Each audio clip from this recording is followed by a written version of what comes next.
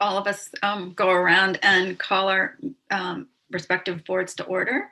So Michelle Bailey, I'm calling the school committee to order at 7:03. We can skip Gary, but we could go to Jim Purdy. We call the Wenham Finance Committee meeting to order at 7:04 p.m. on February 10th. Great, we can go to Sean. And I'll call the Hamilton Board of Selectmen to order at 7:04. And just a point of order, do we need to do a roll call since we're on a Zoom? Yep. To call to order? For a roll call, we usually do a call. Oh, okay, go ahead. I'll just say Darcy. Darcy here. Jamie. I saw a wave, but didn't hear it. I trust he's here. Bill Olson. I'm here. Rosie Kennedy. Okay, and myself, Sean Farrell. Thank you, Michelle. Great. And John. I'd like to call the Hamilton Finance and Advisory Committee to order. We'll do a roll call as well. Valerie McCormick. Here. David Wenger. Present. Christina Shank-Hargrove. Here. And I don't see him, but Nick Tenson, you're there. Nick should be joining, but we'll see if he joins or not. And John Prulidge here. Michelle, I failed to do a roll call vote for the Wenham Finance Committee. Could we go through that just one more time? Wenham Finance, Jim Purdy here. Harry Jelena here. Dave Molitano here. Alex speaking. Susan Malin. Thank you very much. Great, thank you. All right. So when we spoke earlier, we had decided that the school committee would present our information first. We have part of our presentation that's based on a vote that needs to happen by the school committee, which did not happen prior to this. So we'll address that during that time period. And then I believe that Wenham is going to present their information, and then Hamilton. So Mary Beth and Vinny, if you want to take over. Sure. Vinny, do you want to put our presentation up? Sure.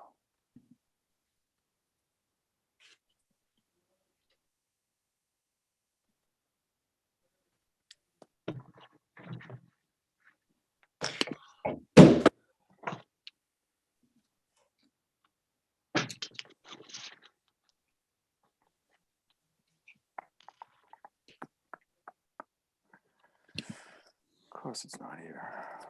Hold on, different computer, sorry.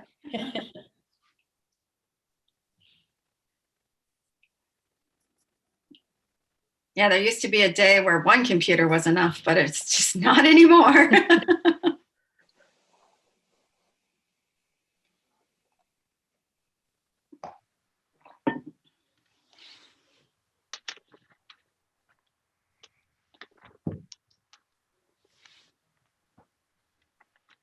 See that, right, Mary Beth?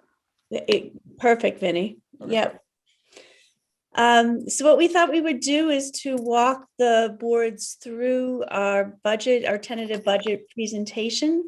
I've had an opportunity to speak, Vinny and I've had an opportunity to speak to a number of you in different formats, but this is where we landed. So we'll walk you through our slides and then be more than happy to answer any questions that you might have. Many of you have seen this before, but just a reminder that a budget is a series of decisions that talks about an organization's values, its priorities in terms of goals, and what its needs are, considering also what the restraints are that they're faced with. So a couple budget realities that we are facing during the FY22 budget cycle is that level service alone is accounting for about a 3% increase. In addition, Chapter 70 funding, we've determined is going to kind of remain uncertain throughout the whole process. As most of you know, the state hasn't finalized their FY22 budget yet. Therefore, we can't really finalize our Chapter 70 funding. In addition to that, there is no E&D left over at the end of FY20 to put towards our FY22 net assessment. In addition to that, there are always looming facility issues around the 5 schools and the administrative building. Couple of budget assumptions that we've built into the FY22 budget is again around our Chapter 70 funding. We set that equal to about 95% of our 21 Chapter 70 levels. This is mainly due to the fact that our enrollment dropped about 6% from FY20 to FY21, and that is a direct factor into the Chapter 70 calculation. So with a drop in student enrollment, we figured there would also be a drop in Chapter 70 funding. In addition to that, we assumed about a 90% reimbursement for our transportation reimbursement, as well as our circuit breaker reimbursement. This is mainly due because our expenses in FY20 were reduced. So that again is built off the next year's budget, which we anticipate will be also reduced. We're assuming level funding for all of our entitlement grants. This is mainly the Special Ed IDEA grant. In addition to that, we assumed no Student Opportunity Act funding from the state. In addition, our 3 union contracts are all up for negotiation. The teachers union, the office personnel, and the custodians, they all end at the end of this fiscal year. So we've built in an assumption for COLAs for next year. In addition, one of our assumptions is that all the staff members that took leaves this year, whether they were just for FMLA reasons, whether they were just an unpaid leave, or whether it had to do with the Families First Coronavirus Relief Act, we're assuming that all staff members return to their normal positions next year. In addition, all normal operations go back to where they were pre-COVID levels. For example, transportation, cafeteria, and no more remote programming for FY22.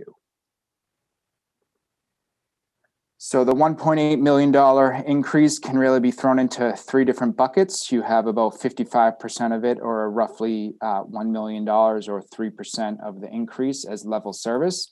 In addition to that, we have about 40% of recovery and restructure funds. This is to bring back a lot of the positions that we lost during the FY21 budget cycle. In addition, we are budgeting about $100,000 to start an OPEB trust, which makes up about 5% of our overall $1.8 million increase. And then we wanted to communicate with you around what are those priorities that informed this budget. First of all, as many of you know, our teaching and learning leadership structure was, for all intents and purposes, eliminated this year. There were a few, the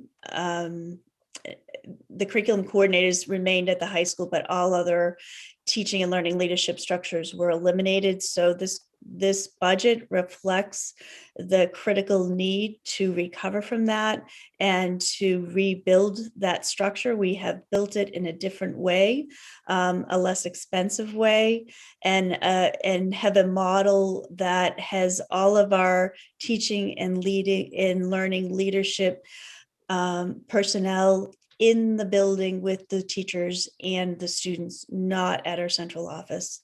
The next priority was that we know that early literacy intervention is critical.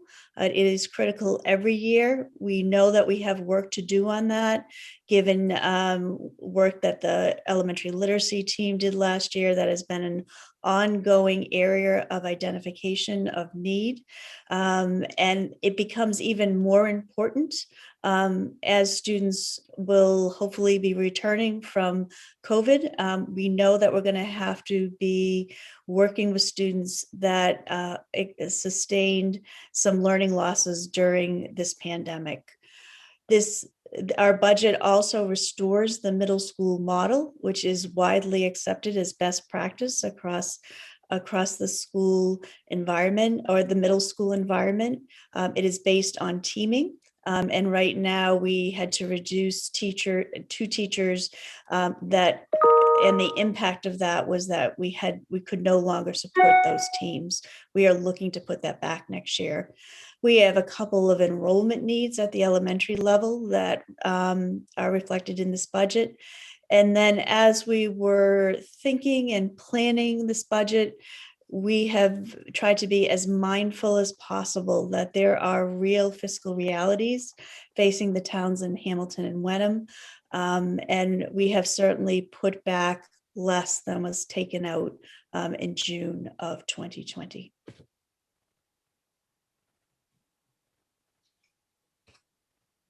So this is our budget broken up into DESI category. A regional school district is required to pass its budget within this form. You can see that the total request for the tentative budget is 38.8 million, which is an increase of about 1.8 million, or an overall increase of 5.02% gross.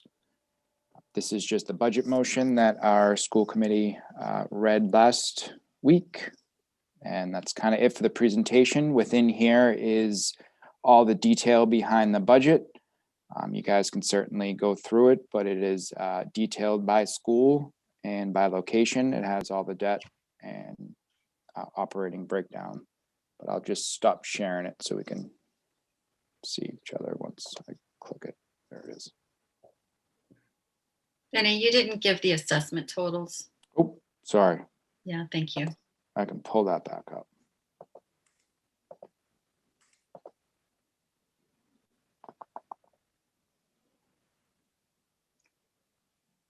So these are the assessment totals for both Hamilton and Wenham. Hamilton's total assessment is 21.6 million, an increase of about 1.2 million, or a total of 5.88%. This is both operating and debt, obviously. For Wenham, the total increase is 376,000, or roughly 3.24%. And the combined assessment for both is going up roughly 1.5 million, or 4.93%.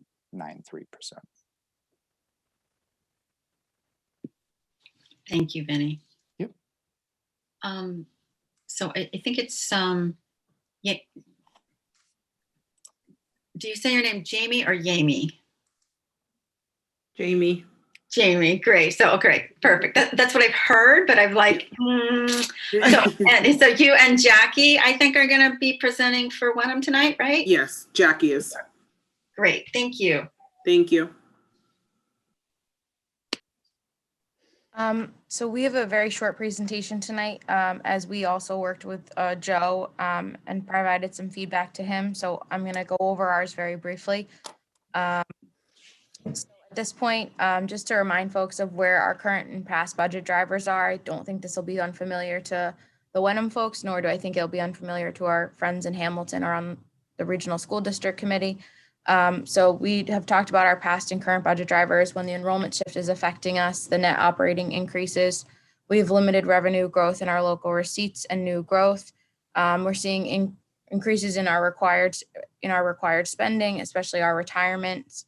We've had a historic lack of capital and investment in infrastructure investment. So that sees our department heads putting in capital projects every year because they want to see them funded. But we know that we're not funding majority of them most years. We're also looking to continue our response to COVID-19, including the operational changes that have occurred, really close revenue tracking. And tomorrow, Jamie and I are meeting with Interim Administrator Younger and Selectman Cheeseman about a general government spending freeze that we're looking to put in place, similar to how we did in the spring of fiscal 20. Wenham, unfortunately, often sees spending freezes this time of year, just due to cash flow issues. We don't have a significant stabilization fund. So at this time of year, we're really looking at the nuts and bolts of the end of our fiscal year, so that we're making sure that we're being able to fund all of our obligations around the same time that our cash flow is coming in. So that's an annual conversation for us, made a little more stressful during the pandemic. So at the end of the day, our goal is to not use free cash to balance the budget. We often do. We may again this year, but that'll be a policy decision for the FinCom in the coming weeks. We haven't seen significant capital investment or investment into other reserves, and we're consistently using our reserve fund and other state grants to subsidize our operating costs.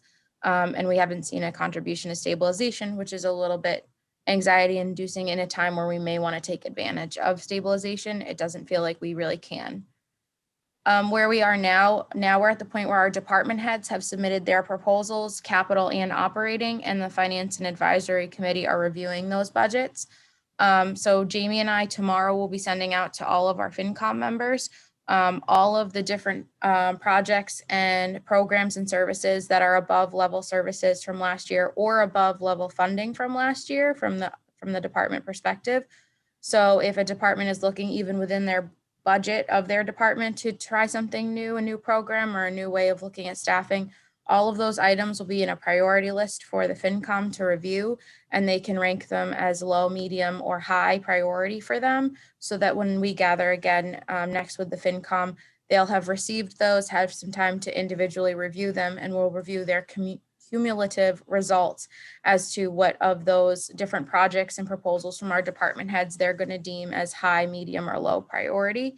And for those that have been on our FinCom before, this is a strategy we've used in years past as we've gone to make cuts or made determinations about capital projects. This just seems a helpful way to get some perspective on where our members are for what projects they want to see put forward and what they want to see funded. So we're going to return to that strategy to help us make some decisions and see what priorities kind of rise to the top for us, because we know we're not in a position this year to fund everything. So this is our current total and our current appropriations. I will say that 975 is really in flux. We did get some really positive news from our health insurance carrier because we have our medical, our health, our dental, and our vision with the same carrier. They're giving us some pandemic relief, some of which will apply to 21 and some of which will apply to 22. But this structural deficit at this point includes no use of free cash being plugged into the budget, but it does include all capital projects being funded in full versus some of the new capital might be a lease. It also includes some building maintenance, fleet replacement, and the full funding of the master plan from the operating budget. At this point in time, our free cash has been certified, and taking off the 250 for reserve, we're looking at 576,000 approximately that we're going to be able to use for either operating or capital budgeting. So as you can see, we have a lot of work to do in the coming weeks with the FinCom based on those priorities to bring those two numbers together. So that's where we are, being very conservative about revenue, being very conservative about expenses. But we're in the point where we're having some very realistic conversations in the next couple of meetings for the FinCom of really trying to hone in on what makes sense for us for fiscal 22. And this is just to look at our certified free cash over the last few years. As many of you know, this has been part of our funding strategy at many town meetings over the past few years. And we knew that at some point we were going to start seeing this, you budget more conservatively, there's less money at the end of the year, your free cash goes down. And that's really starting to happen for us with this year's new total of the 826,178 for the fiscal 20 free cash. So you can see that that number is really starting to trend back down. And then this is just to look over time of the use of the free cash and in the past E&D in our budget. It's been a significant amount. We were able to in fiscal 21 with some significant cuts and the override. So a combination of cuts and override to only have to plug in the 499,000. So at this year, it is a goal of ours. It's been a goal for many years to not plug in any free cash, but we may not have that reality in order to fund the operations that we need to fund. So some of our challenges over the next few weeks, we have some significant fleet replacements and capital projects. We've started our debt payments for our new fire truck this year, which are a new payment that we didn't have, and some DPW items that are kind of beyond their useful life or repair. Free cash, as expected, is lower, provides less funding for one-time and annual costs. We're at the point where we have a limited source of revenue to yield change on a short-term basis. It's a difficult thing to change from going through that Proposition 2.5 and real estate tax funded every year. There's no real new sources of revenue for municipalities of our size. And there's a concern about appetite for override, given the significant override last year and the economic challenges that our residents are seeing due to the pandemic. So that's kind of where we are now. Still a lot of work to do. Will be good to hear from the schools as you vote on your tentative budget next week, I believe. But I think we're preparing on the staff side that over the next couple of weeks, the FinCom will have some homework and have some data for them to review so that when they come together at their meeting on, I believe, the 26th, they'll have had that breakdown of all the different program and service increases and or changes so they can make some priorities for us going forward.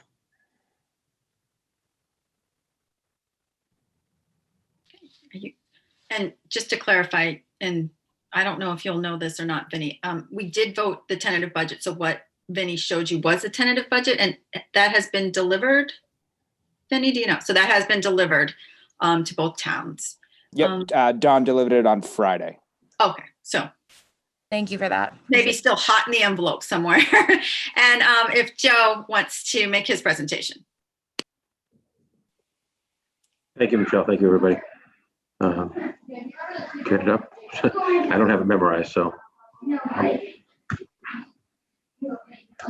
that available? Or do you want me to research it? I sent it to you earlier today. Do you guys have it? Yep, I can pull it up. Hold on. Me.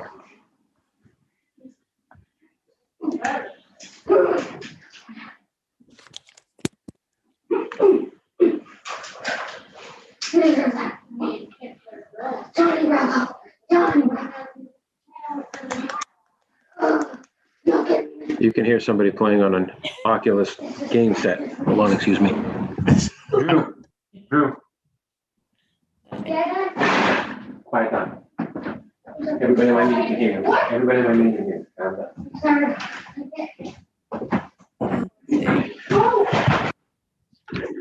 Here we go. Get it? I'm just looking for the present button. Where's that?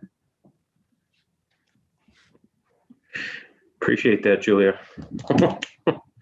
Yeah, I'm glad I'm not the only house that sounds like that. That's why I came in the office.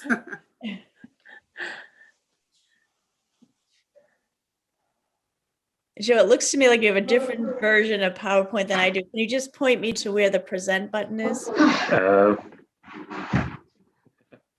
would have thought it would have been under. Bottom right.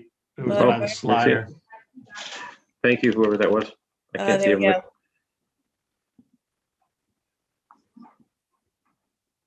go. Other side of that slider. Yeah. It's- Mary Beth, if you go back down to the corner and go to the left of the Zoom buttons, there's like a little upside down top. Yeah. Where is it here? Right There you there, go. that's There we it. go. Sorry about that. There, It's okay. all set. Okay. So we're going to talk to you guys a little bit about some of our budget goals, what our challenges are, in the way we see things a way forward. So our principal goal this year is to work with the regional school district on a balanced budget that will not require Proposition 2.5 override. Develop a budget for FY22 and a process going forward that will allow the Board of Selectmen and FinCom to fully support the school department requests. To avoid a failed budget or a failed override request of voters. To recognize the current state of fiscal capacity of the two towns. Properly provide for both the town and schools' needs. And we want to express that we respect the school department authority over its budget. And we want to provide a foundation for building trust in the communities and provide a basis for working together on long-range needs.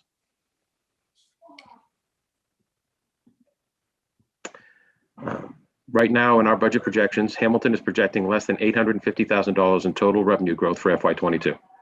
Our new growth is estimated at $200,000, and our Proposition 2.5 is set at $749,799. Last year's budget depleted the town's unused capacity in the tax levy. The town's current budget proposal, including the Hamilton-Wenham Regional School District tentative budget, would require an override in the amount of $191,943 in Hamilton. The override would be despite the fact that the town again reduced its budget by another $250,000 for FY22. after already reducing our budget in FY21 by $500,000 due to the pandemic. Some of our budget challenges this year are with no unused capacity in the tax levy. That means any spending over $850,000 will require an override. The ongoing pandemic has caused frustration for our residents and homeowners, as well as created some economic uncertainty. We don't view this as a time to pursue a larger tax increase. The proposed capital program has been halved from what was requested by department heads and is likely to be further reduced to maintain our target of less than $500,000 this year. The school district increase to the town of Hamilton equates to $1.2 million more than last year and $350,000 more than the town's entire projected revenue growth for the year. We wanted to show you this slide just to kind of show some historical trends here. If you look at FY 2016 through FY 2018, that 3-year span, the school department budget assessment to the town of Hamilton grew by about 2.4% over the 3 years. But in the most recent 3-year span from FY 19 to FY 21, it grew by 11.4%. And your proposed budget for this year would increase us by another 5.9% this year. The towns have consistently relayed to you that growth in the area of 3% is what we can sustain. This continued growth at 11.4% over the last 3 years and 5.9% come into next year is just not sustainable. It's not something that we have the resources to deal with. We just want to express that we hope that you guys can recognize that. Our request this year is for you folks to find a way to cut 1% out of your total gross operating budget. You have a $38.8 million. Even if we agreed that 90% of your costs were related to salaries and employee costs, you still have 10% of the budget. 10% reduction in 10% of the budget would equal the 1%. The next slide, please, Mary Beth. Okay.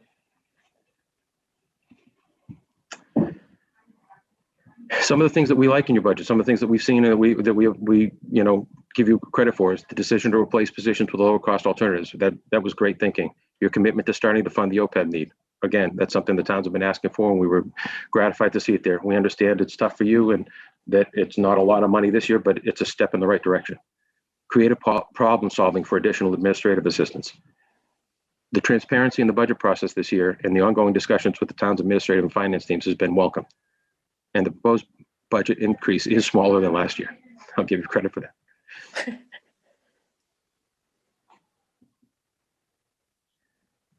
Hamilton requests that the regional school district recognize the current conditions the towns are facing, acknowledge the towns do not have capacity to raise additional revenues, revisit the school revenue projections for non-local funding, consider modest cuts in the non-teaching portions of the budget. The towns are not asking the school district to cut any programs or teaching positions. The towns recognize the school committee's authority over the school budget. We only ask that you look critically at areas that don't affect student instruction. Reduce the amount of funding being sought from towns by 1% or roughly $400,000. It will help both towns avoid an override.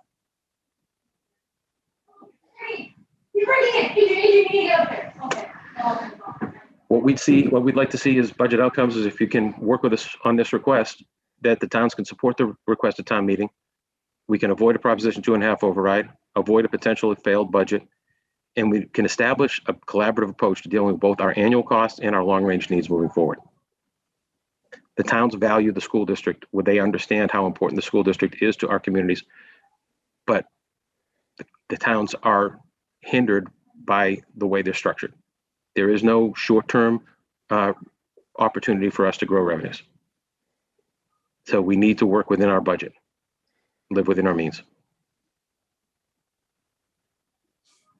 Maybe that's the main things I have to say. I know that Jackie had asked if she could maybe say something after I was finished. So if you guys could give her another moment or two, I think would be appreciated. And then I know that my boards have questions.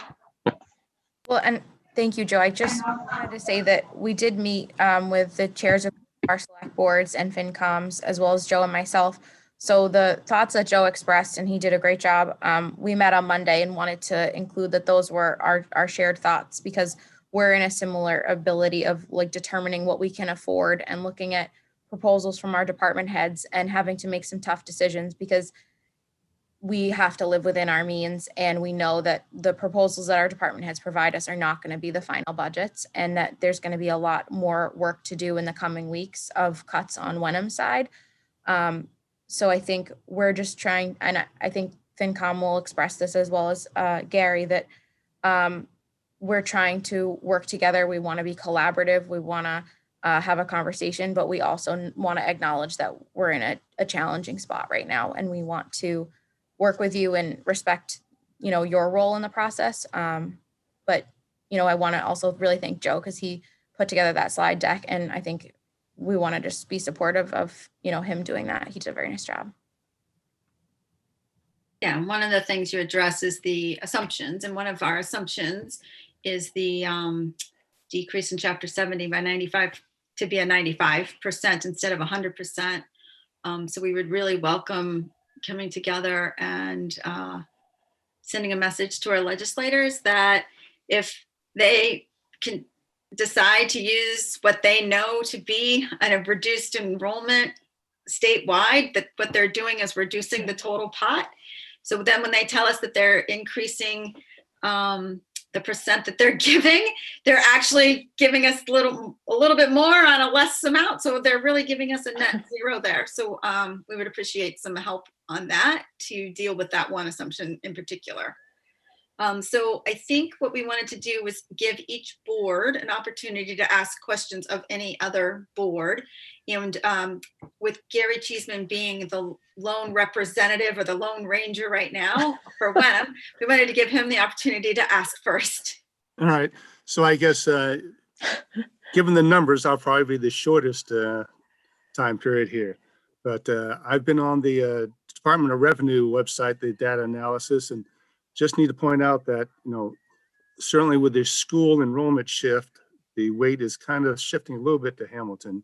But over the last 5 years, Wenham's spending has gone up 24.8%. The town's spending during that period went up 15.8%, and the education spending went up 32.5%. So the percentage increase on the school side was double what the town has made over that period of time.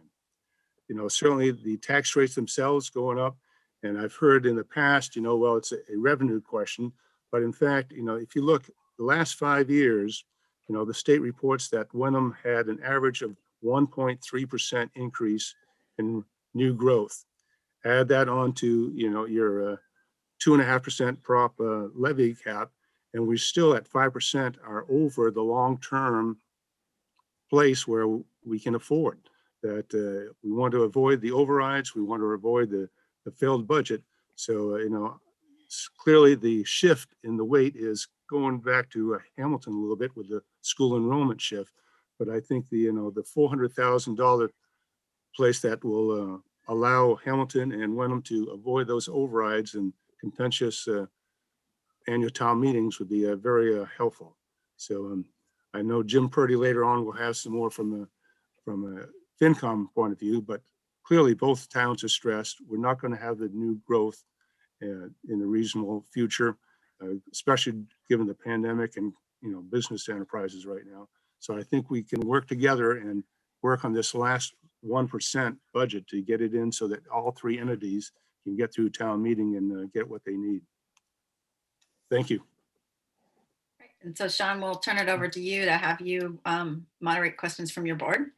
Thank you, Michelle. I'll speak first, and then I'll ask my board if they've got anything to add. So to kind of piggyback on Gary's statement about revenues, we've kind of gone back and forth about revenues and what the potential is for revenues in both towns. And,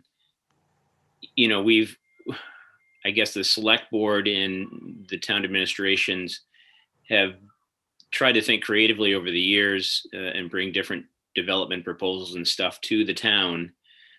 But I would say majority of the time things are voted down because a lot of people like the rural character of a town. They're afraid of development.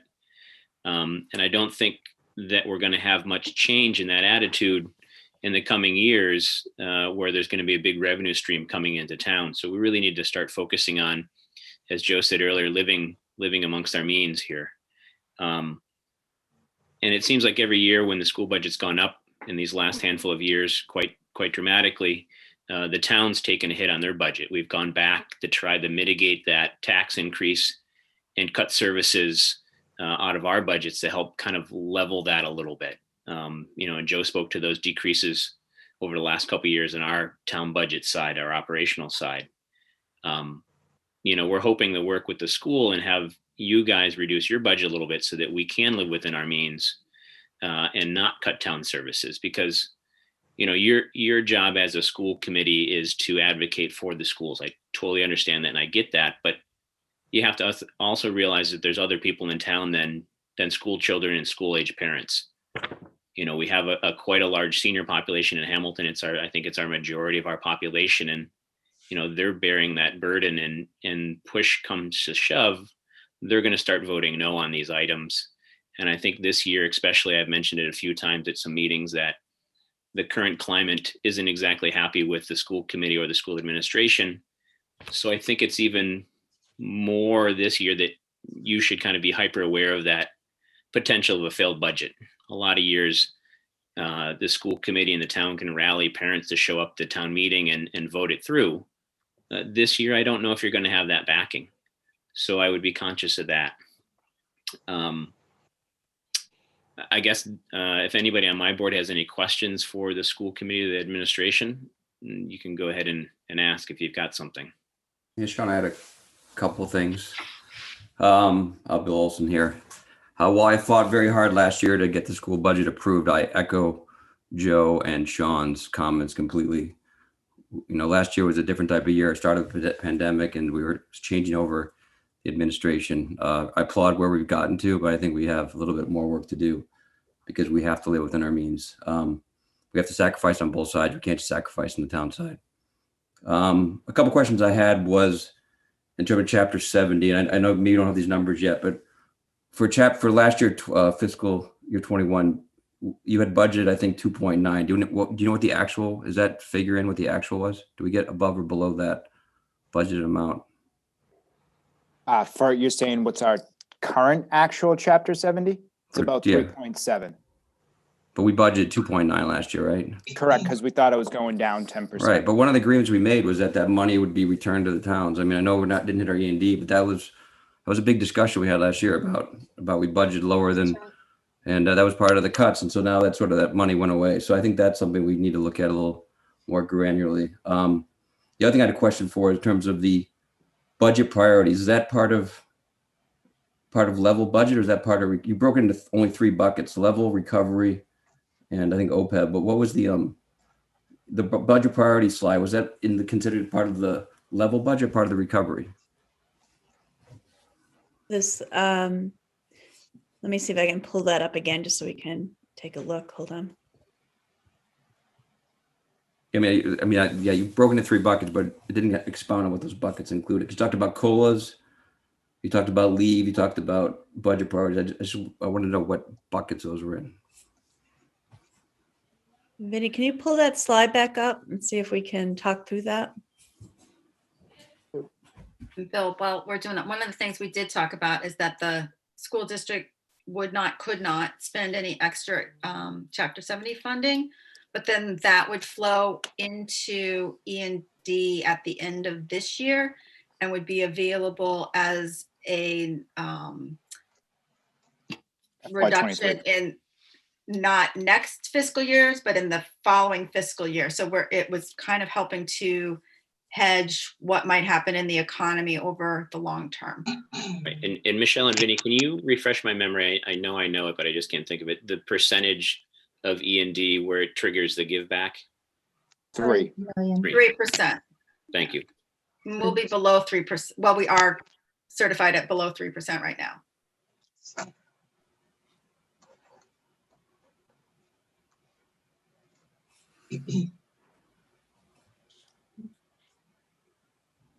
Yeah, so the next slide was budget priority. I was just trying to sorry, figure next slide, sorry. Well, yeah, I'm trying to figure out where the buckets are above it. So the question was, what bucket is budget priorities in on your on your increases? Is it part of Yeah, the, all of these are restoring teaching and learning as a recovery. Again, all those curriculum positions were taken out of the budget in June, so we're trying to put that very foundational structure back into the district. I will share that I am aware of no districts that do not have this structure in place. We also are putting in a systemic intervention model. And again, the costs related to that are part of the recovery because we cut a number of individuals that help provide that intervention this year.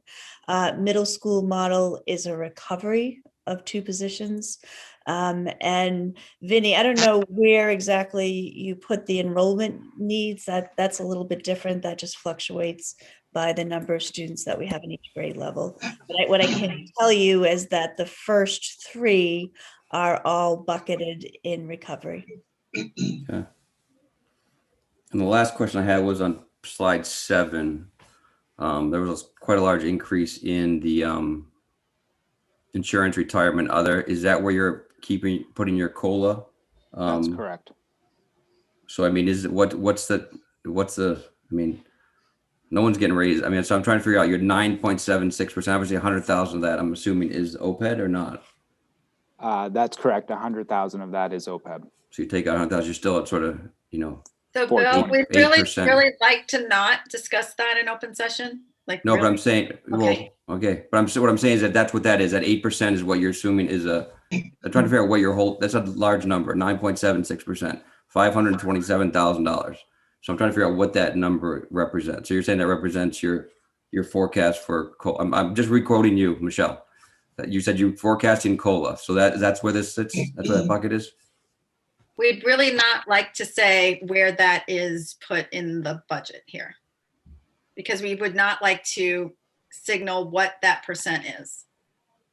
I think he's just asking to verify that that percentage is that, not to say what it is. Yeah, I'm just trying to figure out what that, it's a pretty large percentage, right? So I'm just trying to figure out what that's made of. Yeah. I think it might be in there partly, but Okay. it's not all Oh, it's of not it. all of it. Okay. So, I mean, I can help clarify a little bit. It's about 290 in just health insurance alone. It's 77,000 for our Essex appropriation. It's 23,000 for our sick day buyback program. It's 100,000 for OPEB, and the rest we don't really want to go into too much detail on. Okay, fair enough. But yeah, I mean, I would just compare that number to what we're seeing in our towns, Joe. And I didn't do that comparison yet, but I don't know that our health insurance, all that stuff went up that large percentage. But so that's something that we can look at. But yeah, those are the questions I had just to better understand where the numbers are. And I'll turn it back over to you, Sean. All right, thanks, Bill. Anybody else from my board have any input or questions? Sure, I do. Rosie Kennedy. My first comment is that I would like to remind the school district that you're not distinct from the towns, but the school district is an entity within the towns, and therefore I urge you to consider the needs of the entire town and not just the school parents and the school children. I have a question about last year's budget. It increased by a total of 8.4%, and I'm just wondering if all of those funds were expended, given the dramatic change in what was planned versus what happened vis-a-vis reimbursement from state and federal CARES funding, or whatever the term is for the schools. So that's my first question. Do you have an accounting for the funding and that large increase from last year and what may have been left over? So is your question, what are we forecasting for the end of this fiscal year? This year that just passed. Yes, the end of this year. That's my first question. So right now we're projecting somewhere around 400,000 for the end of this year. Will That's be, Sorry. That's in I'm our sorry. expense budget, and then we're predicting somewhere around 600,000 over in our revenue, and that's because of Chapter 70. Okay, so you're saying about $1 million? Correct. Okay, and that went into your E&D this year? It will go in at the It end will of go this in. year. Okay, Yes. and so I'm not a strong sort of numbers person continuously, just because my responsibilities for the Board of Selectmen prohibit me from following your budget closely. But I do think it's important that I and perhaps other people who might be watching understand. So as of right now, you have nothing in the E&D, is that correct? No, we have $1 million roughly in E&D right now. Okay, and there will be another million at the end of this fiscal year, is that correct? If my projections follow through. Okay, so last year, Superintendent Kuchenberg talked about the fact that she wanted to build the in-district special needs program so that we wouldn't have to have so many outplacements. And so my question to you is, has that money been used for that? It's important to note that when we build a new program, most of the time, it's not the case to bring someone back directly. It's actually finding a population in need that could down the line need outplacement. And the thought is building the program in-house so you're not spending future outplacement. So it's hard to quantify.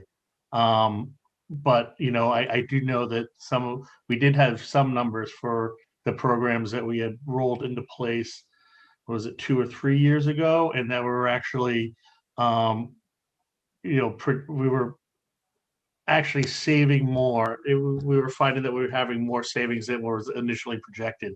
So the programs that we have rolled out have done a good job of actually reducing, but it's really hard to quantify, how many things you're saving in the future, because if it never happens, then it's, Yeah. One of the things, Rosie, I could point you to on our main website, we have a fiscal 22 budget link.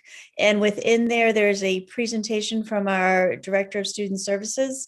And she actually has some very specific numbers about the money that's been saved over time with the implementation of those programs. So I would direct you there for some more specifics. Also, But you Mary Beth, do understand- you recall but you if understand- we've you- hired the language arts, the intensive language teacher at the middle school? That I don't remember. Mhm. But you understand I'm asking specifically because the school committee was quite adamant last year that we really needed that very large increase last year because the plan was to begin this program. So I do look forward to seeing how much you've worked toward implementing that program. And then my other question is regarding this proposed budget. It looks like you're presuming normal operations. Is that correct? In terms of building this budget, we did need to make certain assumptions. And so what we are at this time, this budget is built on assuming normal operations, correct? Okay. So that's a pretty iffy assumption. Working in the healthcare field, we don't have any kind of a day of normal operations. So what will happen if you don't have normal operations and then you get some funding from the state or from the feds to help with the continued COVID-19 crisis? Then what would you plan to do with this funding that you're asking for this year? I'm not sure. I want to just clarify. So right now, this budget does not have any monies, or I think we have 50,000 for PPE in there. But outside of that, we do not have additional costs related to, for example, if running a separate fully remote program. That is a program that's staffed by 3 teachers. There's fairly significant technology costs. We did not build that into this year's budget because we again had to make some level of assumption, and we are assuming that we are not going to be required by the state or asked by the state to continue that program. If we were asked to do that, then that is going to have budget implications.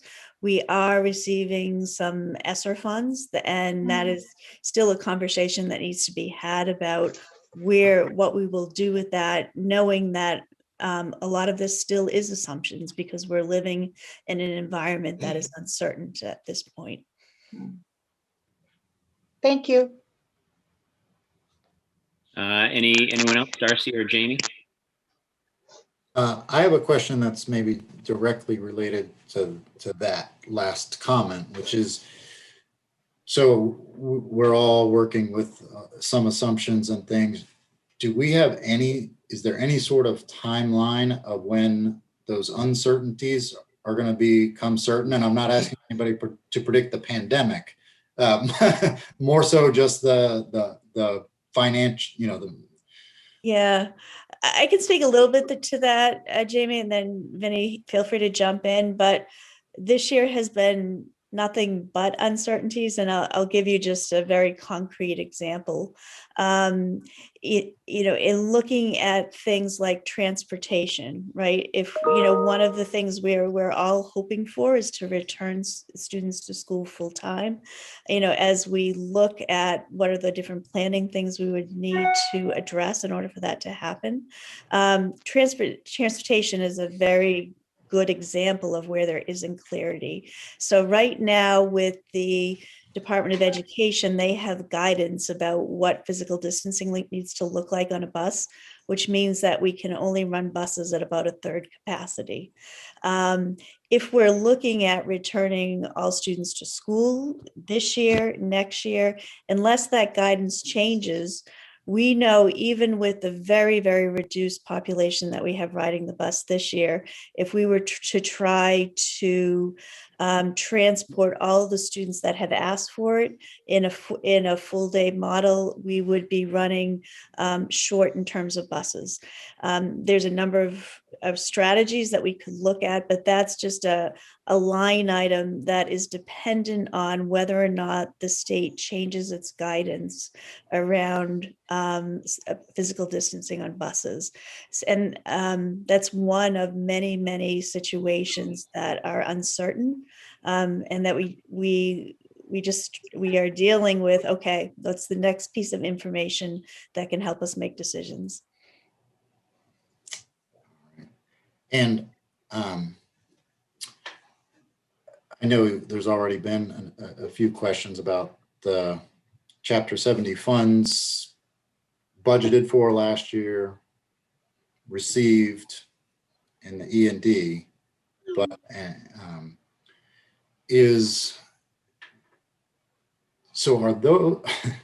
are those E&D funds, are they there to soften the blow of any of this budget? Is that?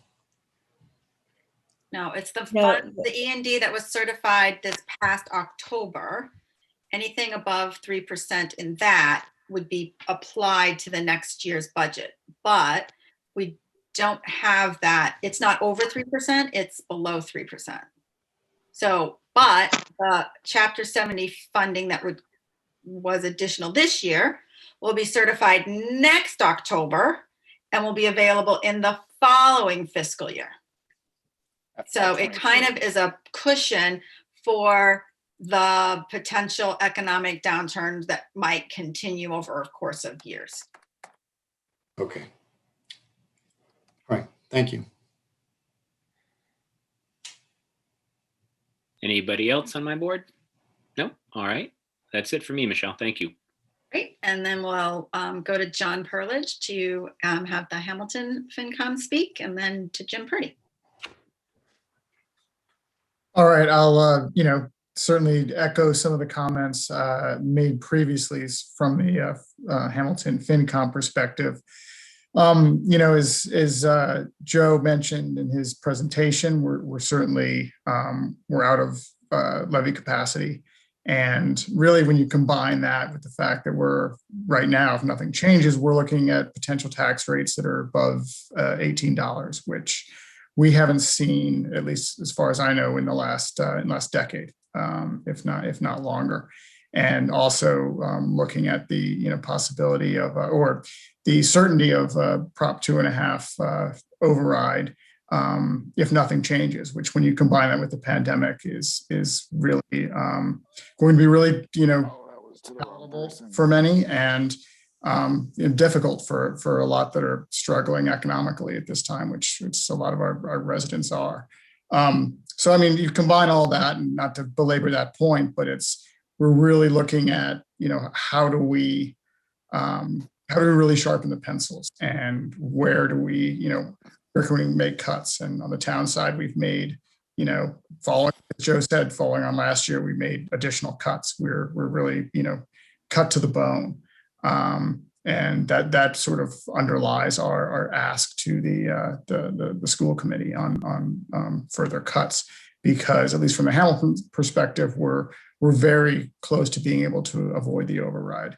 But I'd also say that, sort of longer term, and I don't want to get into, obviously, collective bargaining negotiations, which are ongoing, but how important those are going forward. Because when you look at the beginning of the budget where, a level services budget increases 3% before you even start looking at, additional budget priorities, that's a huge problem, because that 3% number for us, now that we're out of levy capacity, essentially means you're looking at Prop 2.5 every year going forward, which is going to be very difficult to sustain.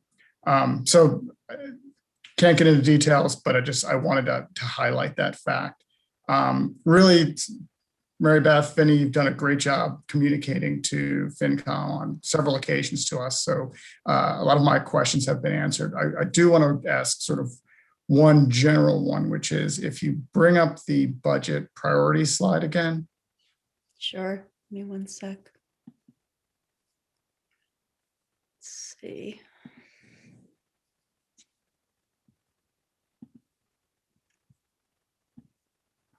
Oh, sorry, I got the wrong one here.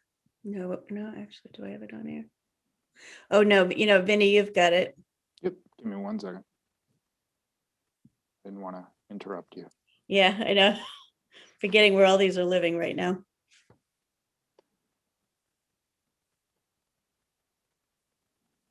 This one? So, yeah, so really the question is, and these are all, great priorities, but if you had to prioritize the priorities, how would you look at these?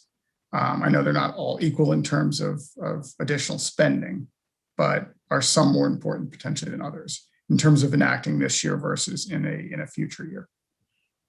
Yeah, I mean, like you said, they're all important. And if we're asked by the committee to prioritize that, I would want to go back to our team.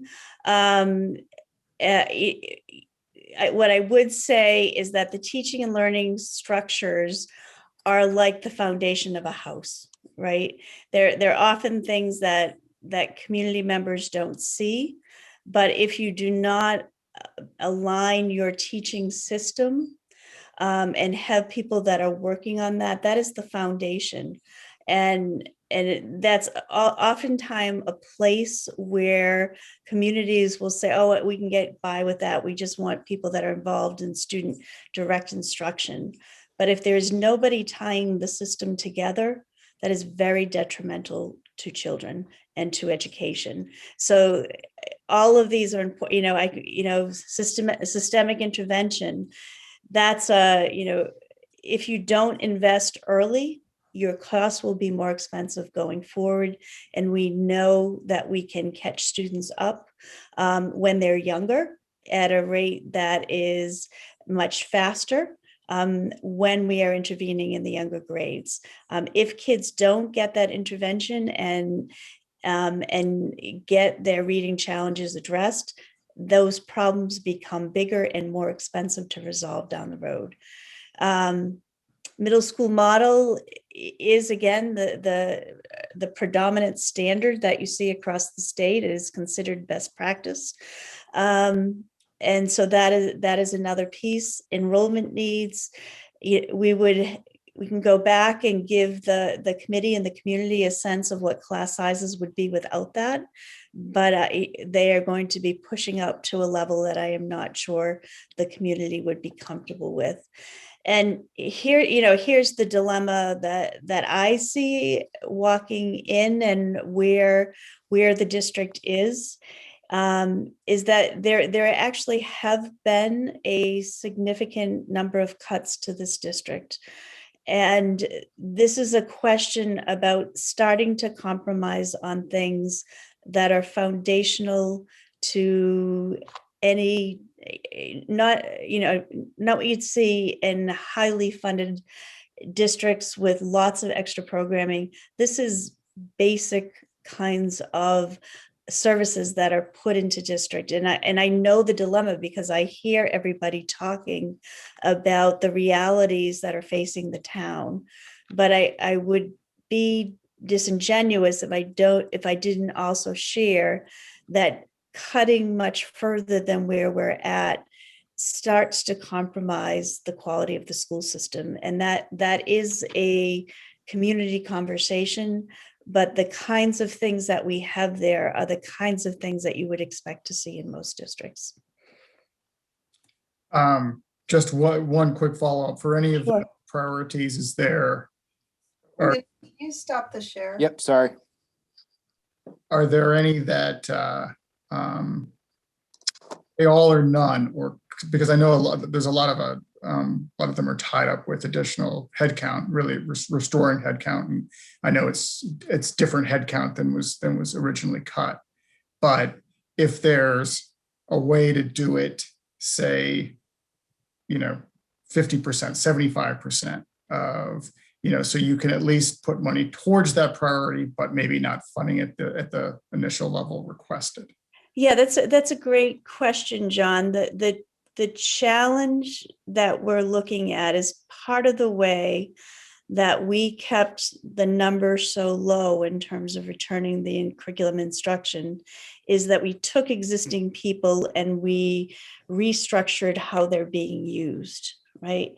So those were people that are in the schools now, right, just serving a different purpose. So if you take these positions out, you are actually cutting the schools more. And we already cut a lot last year.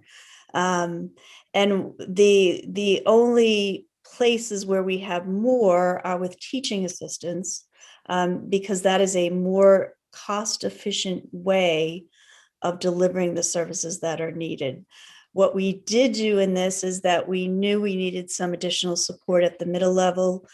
We did not include it in this year's budget because we were not able to restructure how to get that position in. So that is something that we have indicated that we would need to add to a future year's budget. And it would be impossible to restore the team model at the middle school with only hiring like the one teacher, because you need the two teachers to complete the team model. So yeah. And one of the things that is not in this budget that again you would see in, I would say, most school districts is a 6th grade foreign language program that was cut last year. We have not proposed that because of the impact it would have in the budget. So our district continues not to offer a world language program in 6th grade. All right, thank you, Mary Beth. Michelle. I would open it up to, we've lost a couple of our FinCom members from the meeting, I know, but I know at least 2 of them are still here. So I'd open it up to them if they've got any additional questions or comments.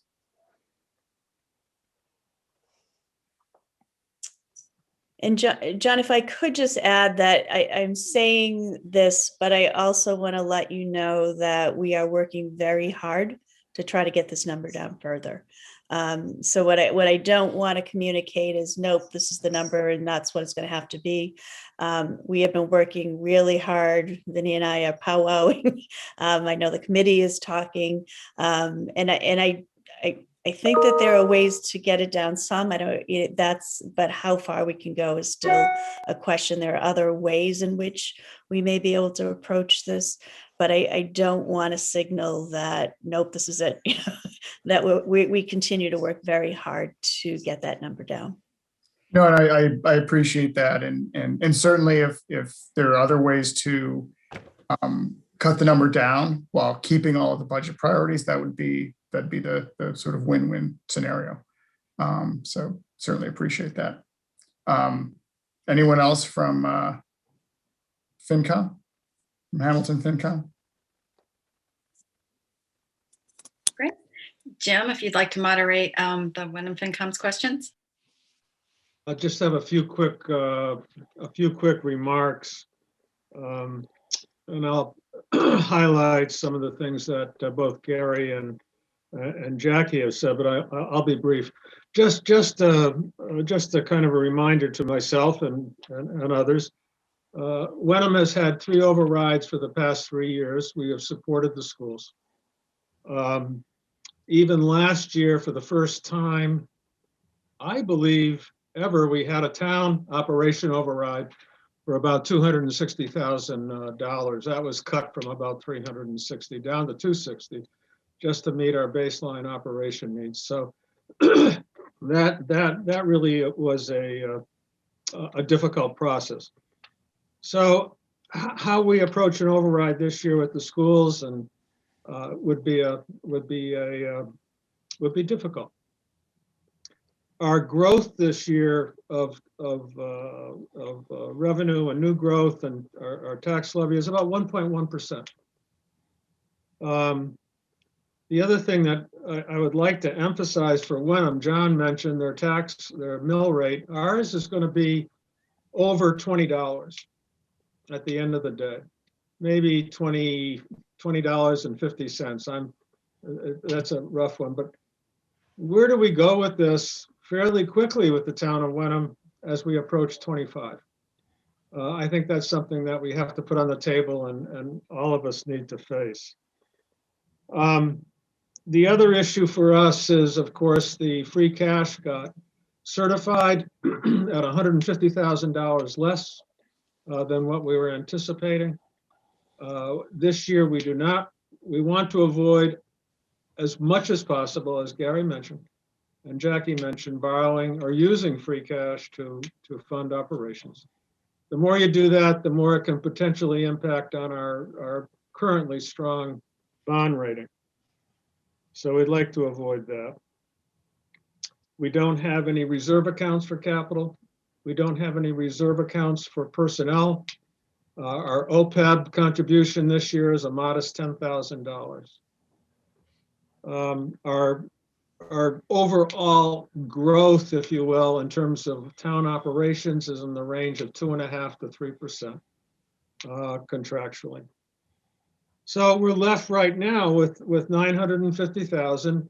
The FinCom will be looking at every department and prioritizing our capital and to see what we will come up with. We want to avoid an override, if at all possible. We appreciate the efforts being made by the school committee and the school department superintendent and assistant superintendent. I understand your position in many ways. And at the same time, which seems like we're running up into for Wenham, a new position where an override would be very difficult. And we have supported those, not just the past 3 years, but back starting in the early 90s. We've been thoughtfully, I call it thoughtfully generous, which is, that has been the will of the community. Where we are this year, I think may be a little different, but I can't speak for the whole community, of course. Thank you. That's all I have to say. Any other FinCom members' thoughts or questions or contributions? It's David. I have a few questions. David? Yeah. Yep. Thank you everyone for the work. A couple of questions going back. So we are assuming fall of 2021 is back to normal. We had over, was it 100 students either be fully remote or move to private school. Is that roughly correct? Was it 130 something? That Are sounds you- a little bit high. I'd have to go Okay. back and look at those numbers. Are we planning to have all those people come back from private school, or what is the student enrollment? Yeah, David, for- that's a great question, and one that we and all other districts in the state of Massachusetts are trying to sort out. What we are looking to do is next in March, we have our kindergarten registration. And what we have been discussing with the leadership team is to run a second registration process during the month for returning families to be able to get a sense of who may be returning from the homeschool piece, because they are currently not counted in our enrollment, who might be returning from the private school that they are attending. And then right now, again, the budget is based on the fact that we would not be running a separate remote program. So we would be assuming that those students would be returning as well. But the fully remote students are still captured in our enrollment, where the homeschool students and the private school students are not. So in March, we are looking to have a separate registration for returning families, so that we can hopefully capture as soon as possible what those numbers will look like. And the returning families, so I understand the vernacular, is those that are either fully remote in the system now and people who went to a private school. It's not quite. Okay. So if you are fully remote, you are still considered in Hamilton Wenham's current enrollment. If we are providing services to you to have a fully remote program, those families are captured in our current numbers. But there are two other groups of people who are not in our enrollment numbers. One of the groups of people are families that may have chosen to go to a private school for this year. And that may be looking to return in the fall when we, as we start to approach more normalcy. The other group that we saw an uptick on are homeschool students. And homeschool students basically are students whose families send us a homeschool plan and say, we want to unenroll from the school district. The school district no longer owns the responsibility of the education of our students. We're going to take that on. And they submit a plan and we approve it. And those families and those students are not counted in our numbers. We saw an uptick for sure in families that chose to do that for this year. We are anticipating that those families will be back next year. And that is what is connected to the conversation that you hear at the state level around using October 1 numbers, October 1, 2020 numbers to build the Chapter 70 formula. Because Hamilton Wenham, like all districts, saw a drop or saw kids leave for private school and homeschooling. But next year, they will be back, but the funding is not coming with them. And that is a dilemma that we have, and that is part of the debate that is happening at the state level. Okay, are you so to summarize, are you or not assuming the homeschool and remote will come back in this budget? So remote is already in that budget.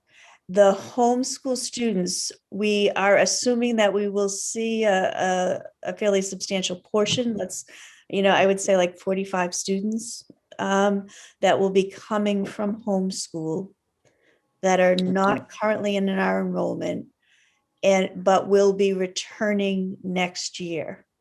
But we will not be getting credit for those students in the Chapter 70 enrollment, because the Chapter 70 enrollment is based on how many students we had in the district this fall. In October. Does that make sense? It gets kind of convoluted, but. So that means the private school students if they come back, would not be in that number also. Is that Correct. Okay. I have a couple other, they're different topics, but one is just an edification for myself. Because everything is now remote, do snow days go away as far as your calendar planning and union? I don't know if you can speak to the union now, but overall, do those go away? Does Yeah, that affect the no, budget? good question. So the way that snow days work and we'll talk first in a non-COVID year, teachers work a certain number of days every year. So if there is a snow day, they don't work that day. And there is a day tacked on to the end of the school year. So they work the same number of days, no matter how many snow days you have. This year, there is a 1 year reprieve from snow days if districts choose to use it from the commissioner. And instead of having a snow day, because districts can decide to have a remote learning day. So if students are home because of snow and there is remote learning, then you're not tacking on a school day to the end of the school year. So there's always the same amount of days for teachers. It's just when they occur. Does that help make sense, David? Yes, but so will we have snow days next year still, or is it still a transportation issue, or is it an electronics Yeah, issue? right now, the commissioner is signaling that he is not going to give the waiver to allow to have remote days, and he will be looking to return to only count in-person days. But like many things, that's the answer right now. Whether or not that changes or evolves is something that we'll have to wait and see. Okay. 2 more questions. Capital improvements overall were pushed back again to 23. The list of every year we get a list of capital improvements for the school that needs to be done. If I remember, they were pushed back, right? Yeah. Was it to 23? Into 22, I believe. Vinny, do you want to speak to that? I believe it was, yes. So Okay. everything that we went through, most of the buildings with Tom Gary, our maintenance director, and there wasn't any major projects that we felt we had to push forward to maintain operations next year.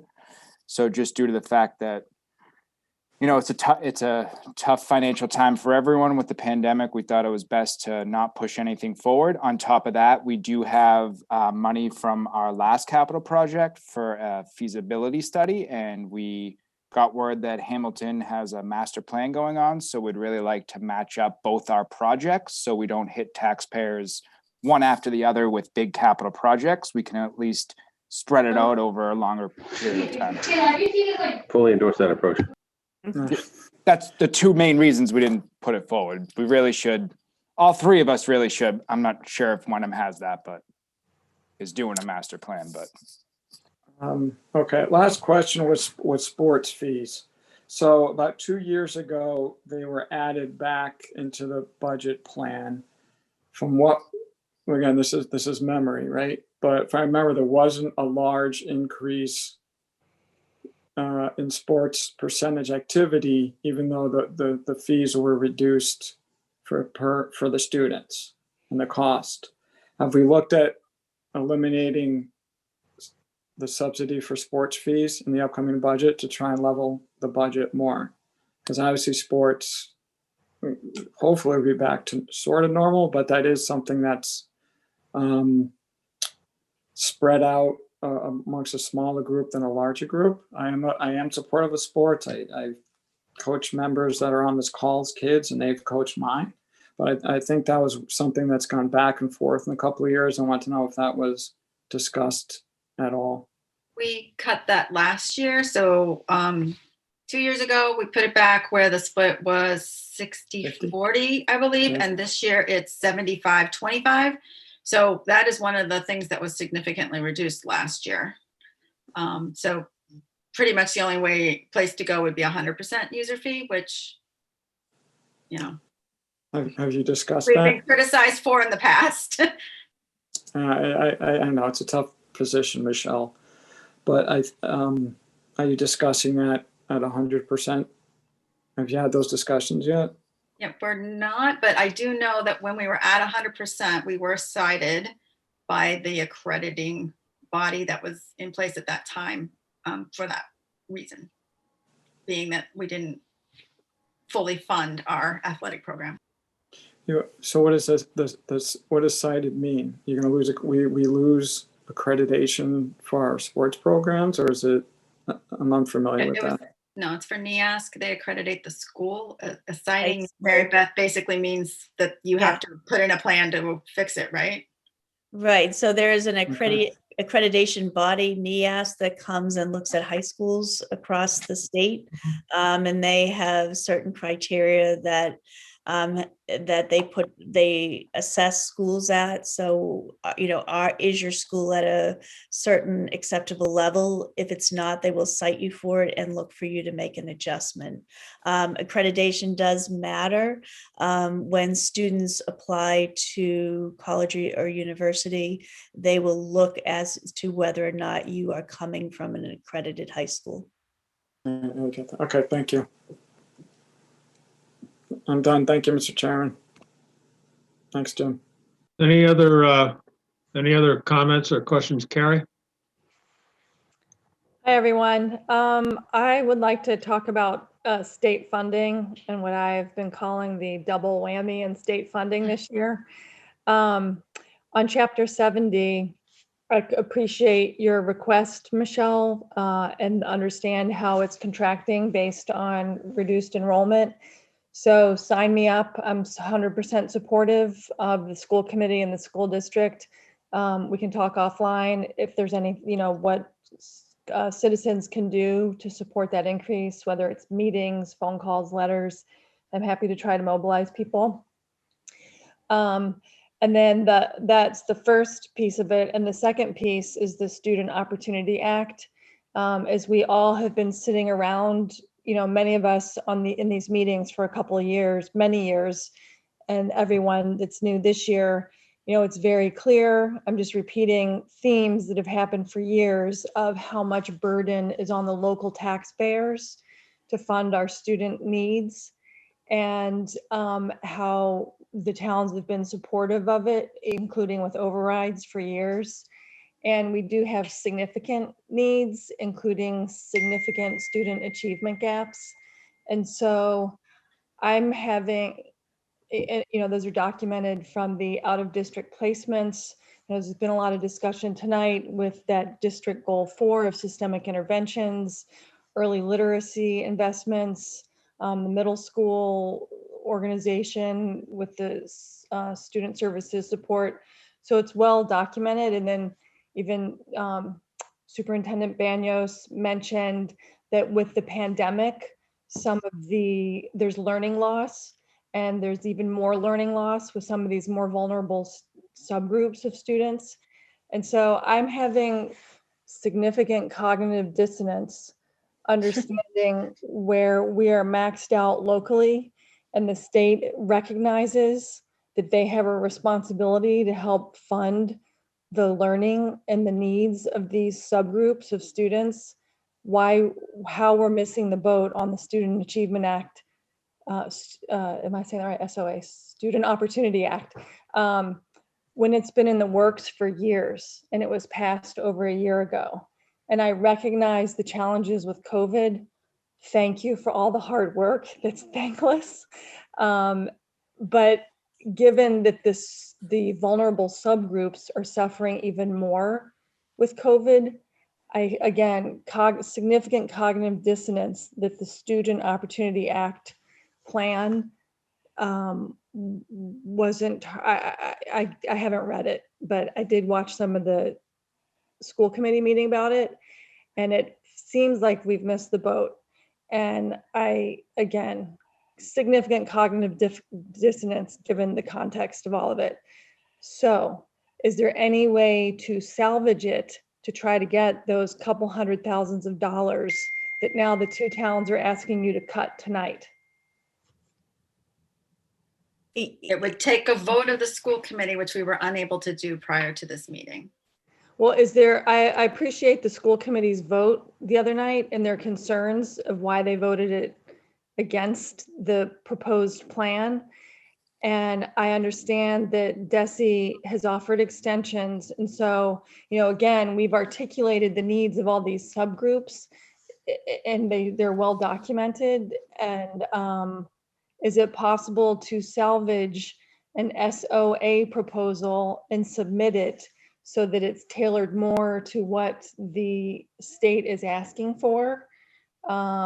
To try to get this, I don't know, is it $200,000, $170,000? That's about, if I recall right, about the amount that the FinComs and the boards of select are asking the school to cut. Yeah, it's $162,000 when you take into consideration the reduction in Chapter 70 funds. I think the issue is there's a misinterpretation between different people about what targeting subgroups means. And I think Superintendent Banyos is saying that providing early literacy targets all people, all students. And as you and I both know, that it's very difficult to diagnose an early childhood reading disability if you haven't given them a rich opportunity to learn reading. So the best way to address that subgroup is to provide them the opportunity to learn to read. Yeah. The other thing I would say, Carrie, is, I would agree, and I don't want to speak for the committee, but I think everyone knows that we can't leave that money on the table. And we are going to have to continue to work to ensure that that money is not left on the table. There is also additional funds that we would be eligible to write for following the early literacy piece in the Student Opportunity Act. So that's something I think we're all committed to working on to ensure that towns do not lose critical funds. I appreciate that, because I just feel like we should take every advantage of what the state recognizes and is offering anyway, but especially given the tight budget times that we're having. And again, please keep me posted on what I can do to support the school district and the school committee in trying to get the SOA plan approved, which is none of my business really. That's you guys and DESI. But in terms of Chapter 70 funds, sign me up and please keep me posted, because I'm happy to support that. Thank you. That's all I have. Anything else from the Wenham Finance? I do just want to, getting back to, there was a mention, I think, Vinny, you mentioned it, or Sean did, about master plan. We do have in our capital request budget for this year, the funding of a full master plan, which we will be considering over the next 2 weeks. And we have started not the full capital planning committee that Hamilton has, but we have begun that process as well, and recognizing that we can hopefully coordinate this with the schools and with Hamilton as well. So just to let you know that that's on the drawing board for us. Yeah, it's good. All three of us should try to come together, obviously. And does the school committee have questions for the towns about what they presented regarding their budgets? All right, Peter?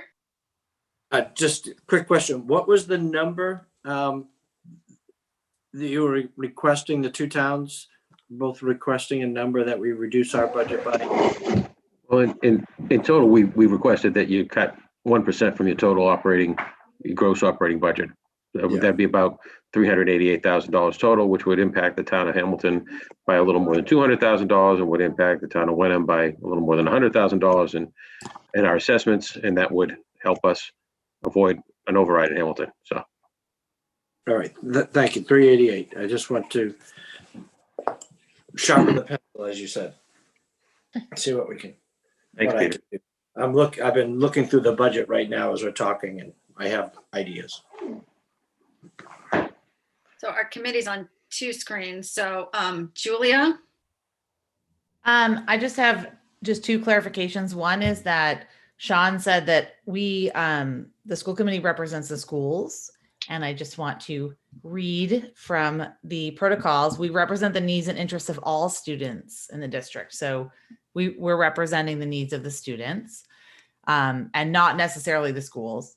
And secondly, I want to push back at the misinterpretation comment. I think that we didn't necessarily misinterpret what the SOA said, and I'm not going to get into it here, but we had significant questions on the intentions and the report as it was reported. So I want to push back on that, that the use of the word misinterpretation, and that's it.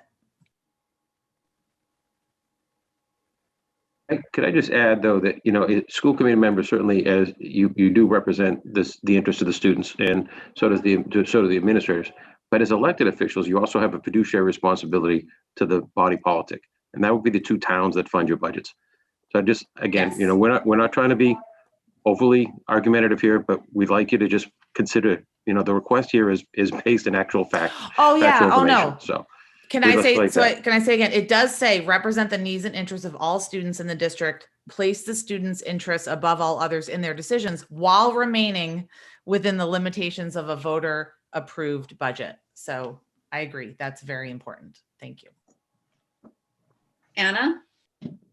Thank you, Michelle. Thank you, everybody. I have sort of a couple comments too, and I wanted to follow up on that question to Joe. So for those of you who've been watching our meetings, you might feel perhaps surprised given my general liberal democratic leanings, but I've also been saying for a long time similar things to what Sean said, which is I do not think the community has a palate for an override.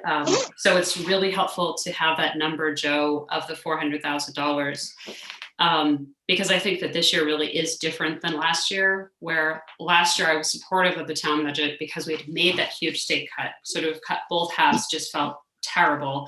But this year really is different. And it's different for the seniors and the non-seniors and the school families. And I think there are people in every single voting block that are just at their max, whether it's pandemic related, whether it's regular tax related, the dissatisfaction with the district is very high. So I just want everyone on this board to know that I have actually been advocating for cuts for probably the last 2 or 3 months, much to the chagrin of some of my fellow board members, I know.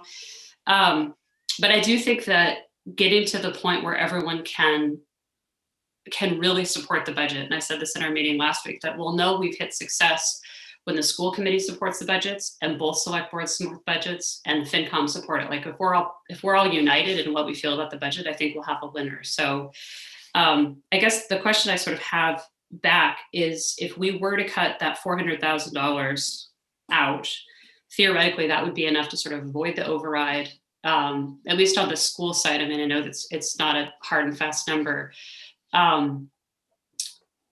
In terms of our target with the district, I feel like maybe Vinny's turned off his camera, maybe Mary Beth knows. I feel like at the end of our meeting last week, didn't we actually provide direction to you and Vinny to make a cut? But I don't think it was 400,000. I think we voted for a lesser amount. Is that right? Not at this time, but what we voted at the last meeting was the tentative budget.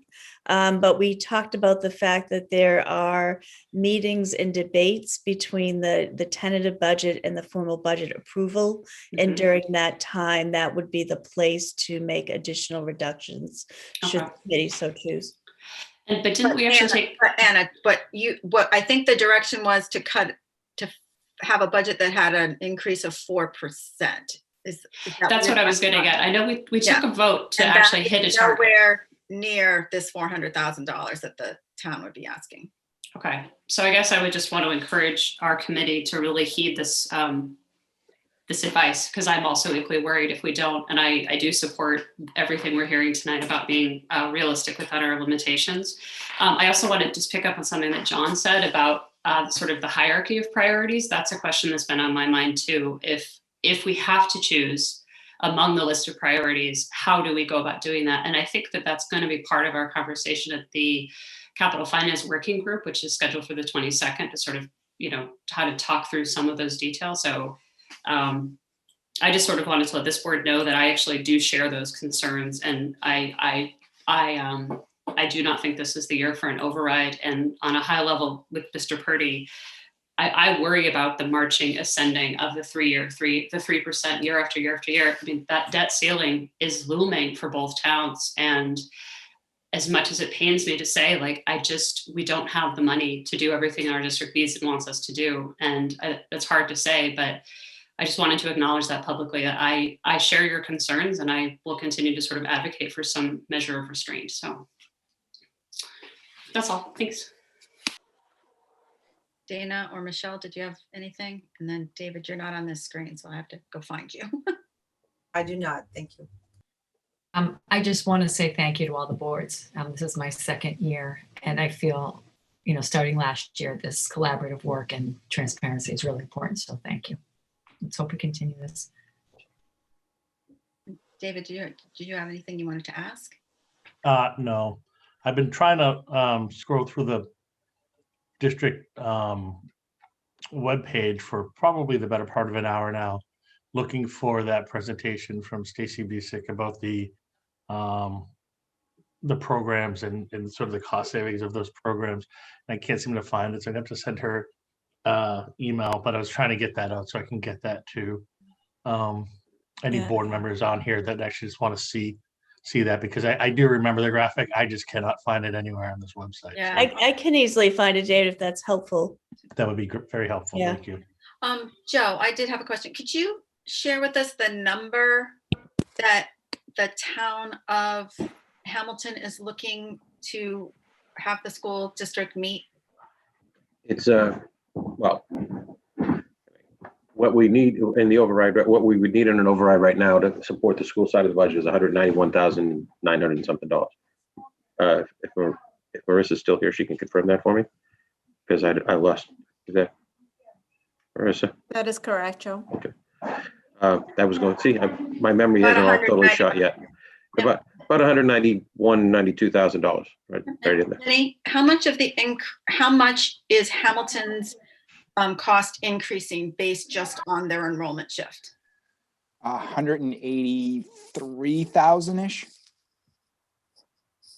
That's due to the enrollment alone.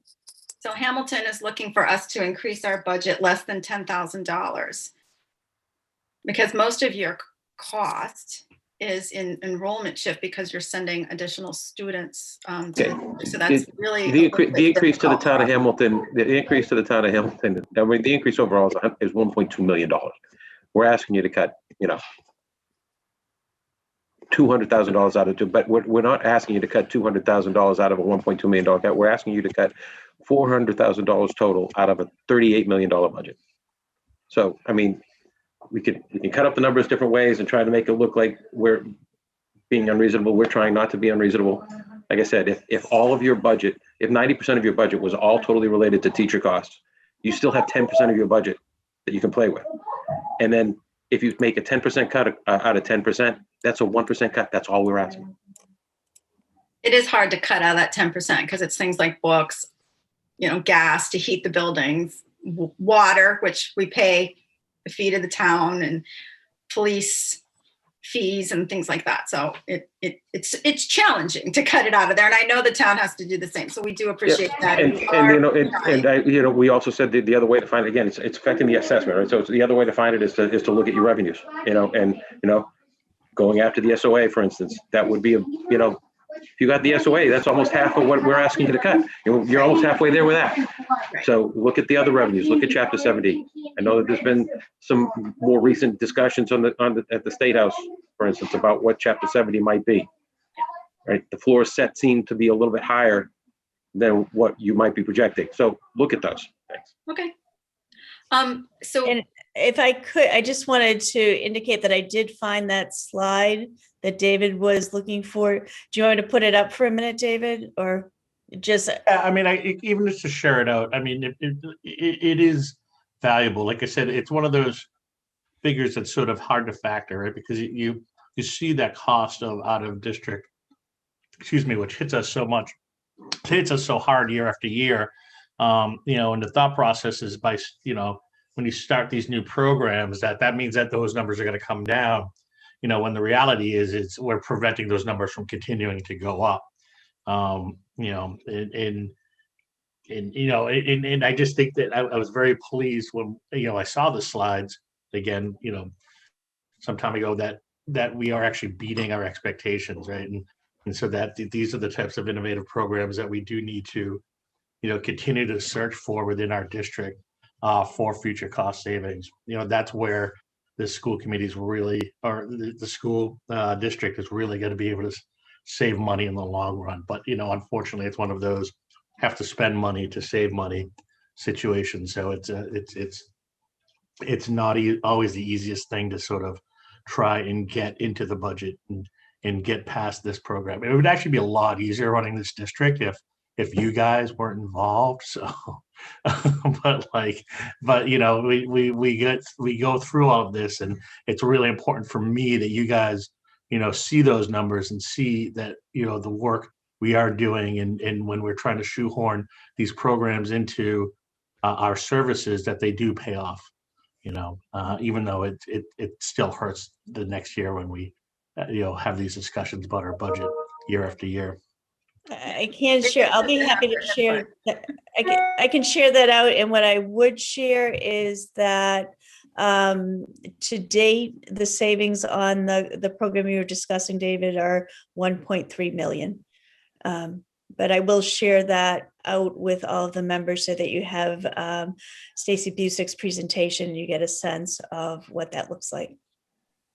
Yeah, it is good. I mean, because the way the Essex Tech works is we have no input into their budget really, other than our little itty teeny fractional tiny portion voting that each of us has with our reps. So it is good that everybody gets a say in our budget. So I feel like, are we going to have, so we're going to have a hearing next Wednesday, starting at 6 o'clock.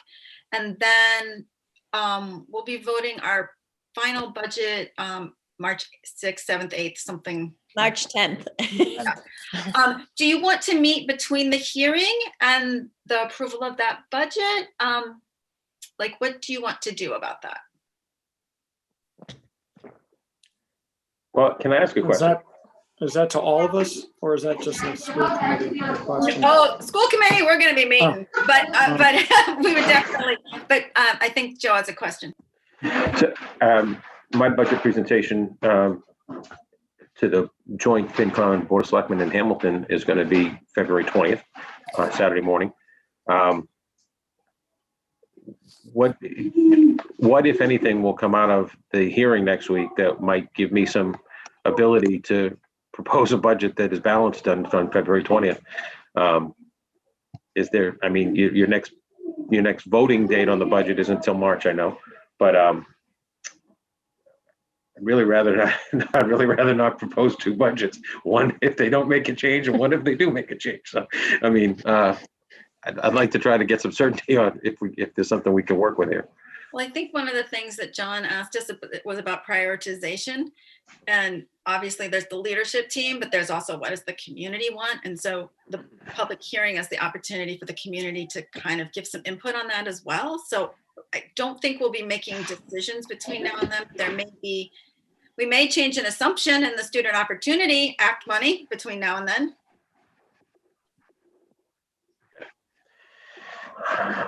I'll be waiting to see how it goes.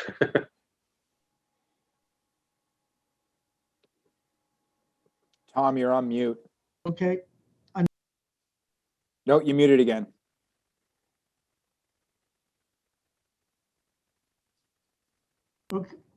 Okay, I think I'm clear. Joe, excuse me, did you say that you were meeting with your board on the 20th? Yeah, we do a joint meeting with the FinCom and the Board of Selectmen and the department heads. Like we did about a couple weeks. So we're doing that on the 20th. Okay. The one thing I just want to echo what Joe had said earlier is both Wenham and Hamilton have a revenue challenge. And what I mean by challenge is we don't see a Natick Mall coming up, in the near future to help us out of this.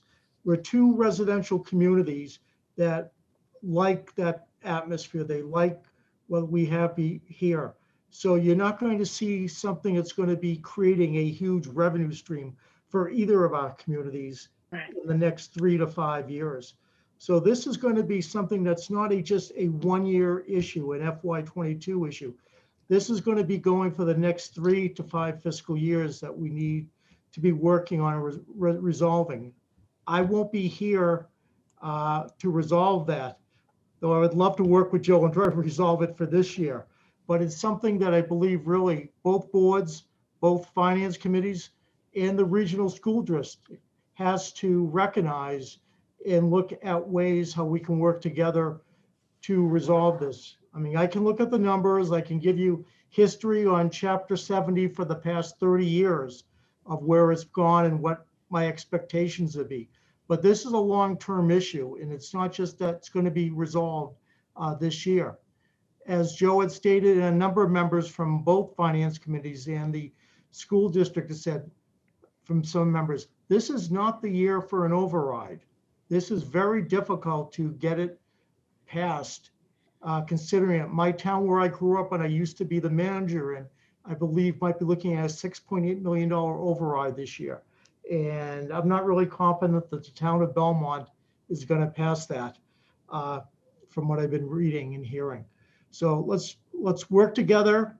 We'll be working, my financial team will be working together to put our capital budget into place, put our operational budget in place, and there will be probably reductions. But if we can look at a reduction by the school district that can both help the town of Hamilton and the town of Wenham go forward in FY22, and then look at a long-range plan for the upcoming 3 to 5 fiscal years, I think that would be very important.